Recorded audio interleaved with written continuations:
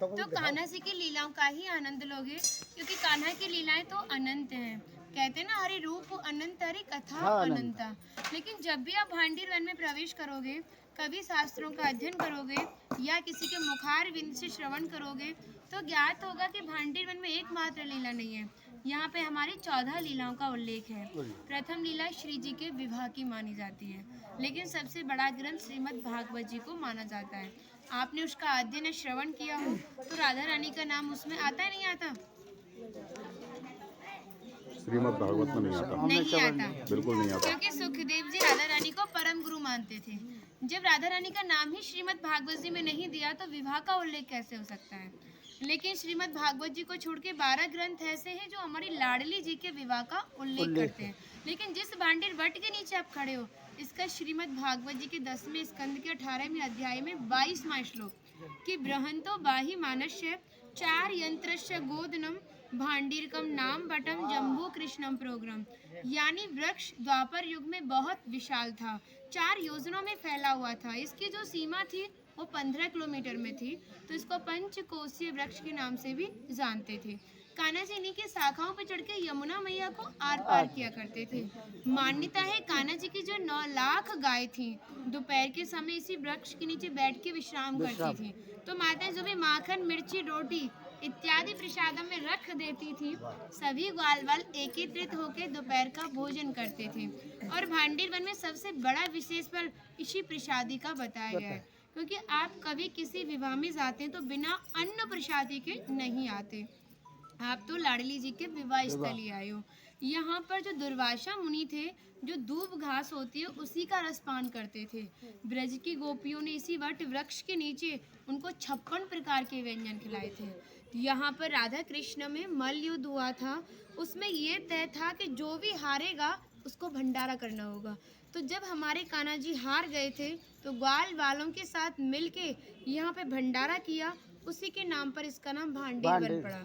यहाँ पर ब्राह्मण पत्नियों ने भी कान्हा जी को भोजन प्रसादी खिलाई है, और ठाकुर जी ने ब्रजवासियों से ये टुकड़े मांग के पाए थे, तभी नाम दिया था इसका मधुकरी। मांग के पाना मतलब मधुकरी।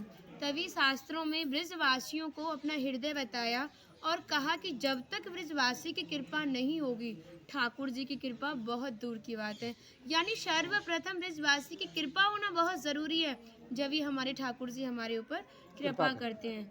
हमारी राधा रानी ने स्कंद पुराण में इस स्थान के बारे में ये कहा था कि जो भी गुप्त वृंदावन आएगा वो मोक्ष को प्राप्त होगा। यानी भांडीर वन को ही उन्होंने गुप्त वृंदावन कह के संबोधित किया। तो कान्हा बोले, तुम इतनी बड़ी बात को कह रही हो, लोग पाप करेंगे और सीधे दौड़े भांडीर वन चले जाएंगे, क्योंकि आपने तो मोक्ष धाम ही भांडीर वन को कह दिया। तब हमारी लाडली जी ने कहा, नहीं कान्हा, मैं जिस पर विशेष कृपा करूंगी, जिसके प्रति मेरी भक्ति भाव दोनों सच्चे हैं और भक्त मेरी शादी में उपस्थित है। यानी आज से 5,500 वर्ष पूर्व आप इस स्थान पर थे। मनुष्य तो कोई था नहीं, तो अपने आप को कीड़े मकोड़े, घास फूस, पतझड़ इत्यादि अपने आप को मान सकते हो। जो भक्त उनकी शादी में उपस्थित था, वो भक्त कई बार वृंदावन आएगा, जब जाके गुप्त वृंदावन आएगा, और डायरेक्टली नहीं, किसी ना किसी के माध्यम से। इस स्थान तक पहुंचने के लिए माध्यम का होना बहुत ज़रूरी है, और सारा श्रेय भी माध्यम को जाता है, क्योंकि माध्यम ही हमें ऐसे दिव्य स्थान पर पहुंचाता है।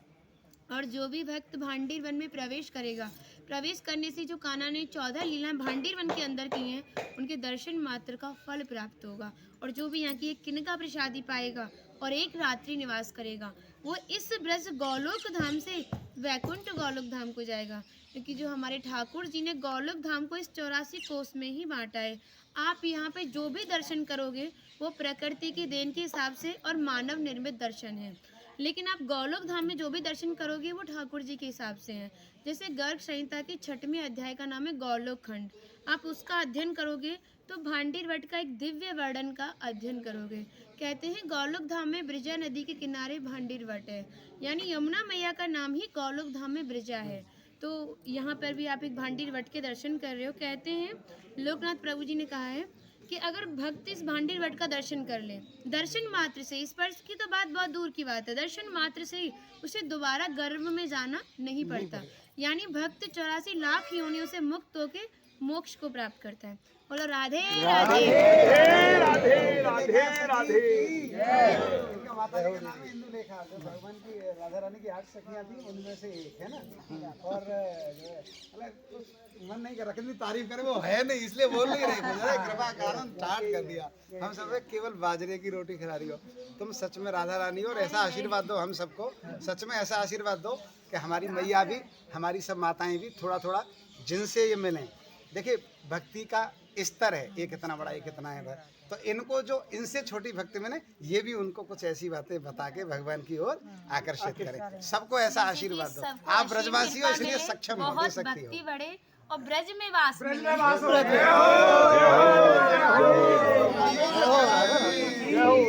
से पहले कह दिया आपने।